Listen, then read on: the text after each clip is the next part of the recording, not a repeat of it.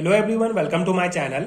आज हम इस वीडियो में general characteristic of physical process topic discuss करेंगे, जो बीएससी 4th सेमेस्टर के लिए unit 3 ionic and chemical equilibrium chapter का एक इंपॉर्टेंट टॉपिक है।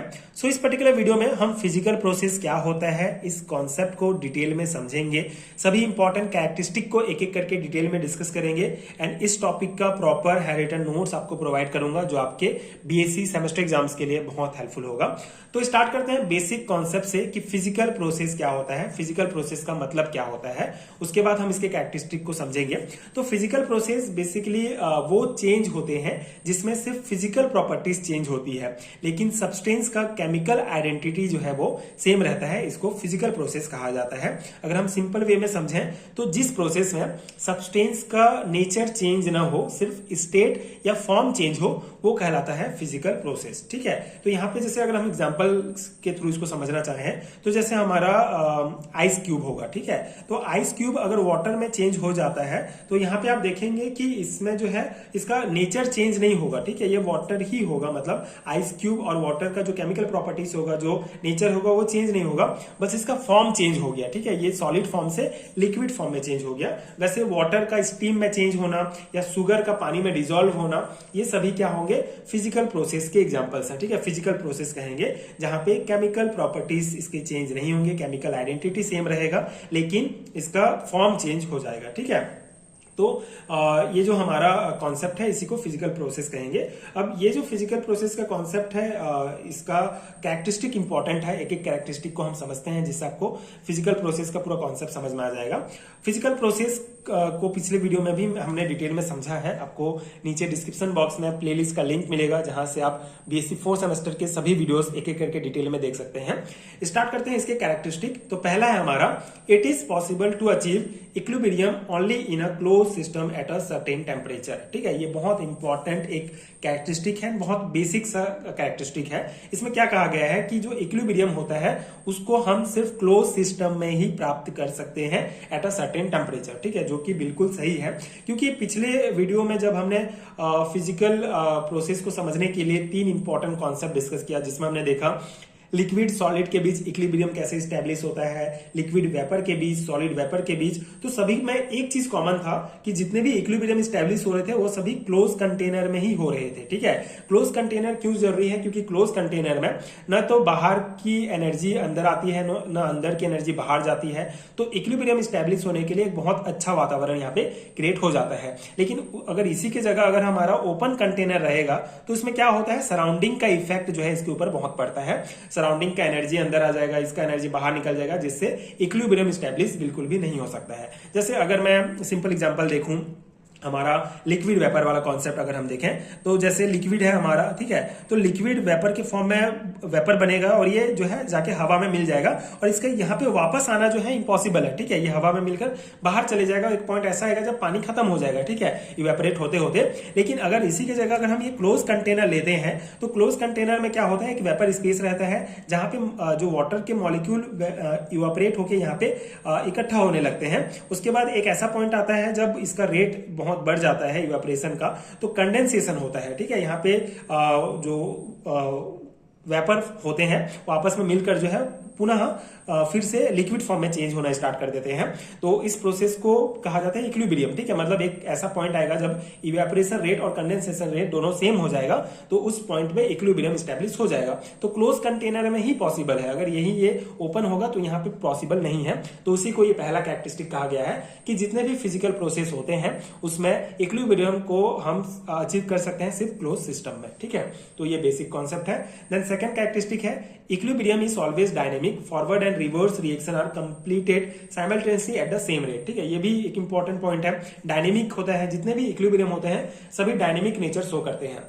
डायनेमिक नेचर का मतलब क्या होगा कि जैसे हमारा इक्विलिब्रियम स्टैब्लिश हो गया, ठीक है, दो फेज के बीच में, तो यहाँ पे क्या होता है कि एक जैसे अगर हम सेम एग्जांपल हम लेते हैं, ये लिक्विड है हमारा एंड ये वेपर है हमारा। ठीक है, तो लिक्विड और वेपर के बीच जो है इक्विलिब्रियम स्टैब्लिश हो गया, तो यहाँ पे हमको ऐसा लगेगा कि ये जो है इक्विलिब्रियम स्टैब्लिश हो गया और यहाँ पे कुछ नहीं हो रहा है। लेकिन इक्विलिब्रियम का मतलब ही वही है कि यहाँ पे भले हमको कुछ दिख न रहा हो कि लिक्विड कैसे वेपर में बदल रहा है, वेपर कैसे लिक्विड में बदल रहा है, क्योंकि इक्विलिब्रियम इक्विलिब्रियम स्टैब्लिश हो चुका है, मतलब यहाँ पे क्रिया हो रही है, ठीक है, रिएक्शन हो रहा है, लेकिन हमको दिखाई नहीं देता है, पता नहीं चलता है, क्योंकि यहाँ पे इक्विलिब्रियम स्टैब्लिश हो गया है। मतलब ये उतना ही रेट में वेपर लिक्विड में बदल रहा है और लिक्विड वेपर में बदल रहा है, तो इसी के लिए इसको कहा जाता है डायनेमिक। इसलिए इक्विलिब्रियम जो है वो डायनेमिक नेचर शो करते हैं, क्योंकि यहाँ पे जो फॉरवर्ड और रिवर्स रिएक्शन होता है दोनों जो है सेम रेट पर चलते रहते हैं, ठीक है।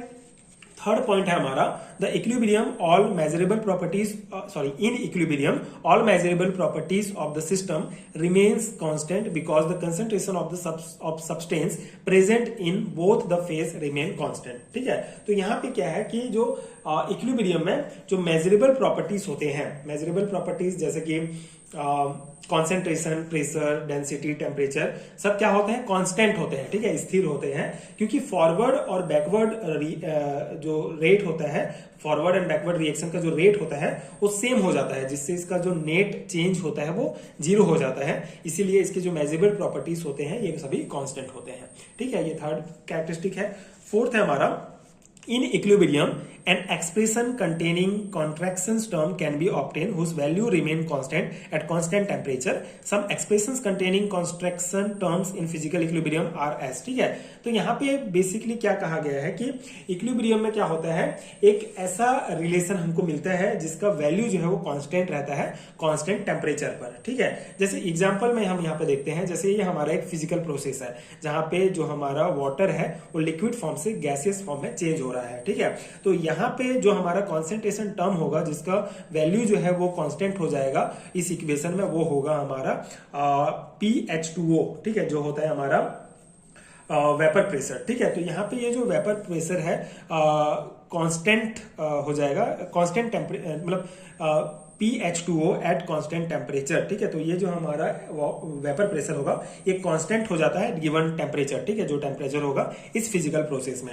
सेम अगर हम ये वाला फिजिकल प्रोसेस देखें जहां पे H2O सॉलिड से लिक्विड में चेंज हो रहा है, यहाँ पे मेल्टिंग पॉइंट जो होता है वो कांस्टेंट हो जाता है कांस्टेंट प्रेशर पर। उसी प्रकार शुगर सॉल्यूशन, जब शुगर सॉलिड फॉर्म से सॉल्यूशन फॉर्म में चेंज होता है तो इसमें concentration of sugar solution at a constant temperature, तो यहाँ पे जो सॉल्यूशन की कॉन्सेंट्रेशन होती है वो कांस्टेंट हो जाती है कांस्टेंट टेम्परेचर पर। तो यहाँ पे उसी कॉन्सेप्ट को कहा गया है कि इक्विलिब्रियम में ये हमको एक ऐसा रिलेशन मिलता है जहाँ पे इसका वैल्यू जो है वो कांस्टेंट हो जाता है एट कांस्टेंट टेम्परेचर में, ठीक है। तो ये कॉन्सेप्ट कहा गया है, ये फिजिकल प्रोसेस है और ये जो है ये वैल्यूज जो है वे कांस्टेंट हो जाएंगे, तो ये आप ध्यान रखेंगे।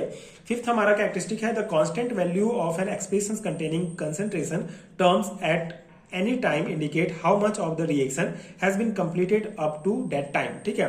तो यहाँ पे कॉन्सेप्ट क्या है कि यहाँ पे जो हमारा जो कांस्टेंट वैल्यू हमको मिला है वो ये बेसिकली ये बताती है, ये जो कांस्टेंट वैल्यू है कि जो हमारा प्रोसेस है वो कितना आगे बढ़ चुका है। जैसे अगर हम देखें कि अगर वेपर प्रेशर हाई है, ठीक है, अगर वेपर प्रेशर हाई है तो हमको ये पता चलेगा कि ज्यादा लिक्विड इवेपोरेट हो चुका है, ठीक है। अगर कॉन्सेंट्रेशन हाई है तो हमको ये पता चलेगा कि ज्यादा सॉलिड डिजोल्व हो चुका है। तो ये जो कांस्टेंट वैल्यू होते हैं इससे बेसिकली सिस्टम की करंट सिचुएशन के बारे में हमको पता चलता है, वही ये पॉइंट इसमें कहा गया है, ठीक है।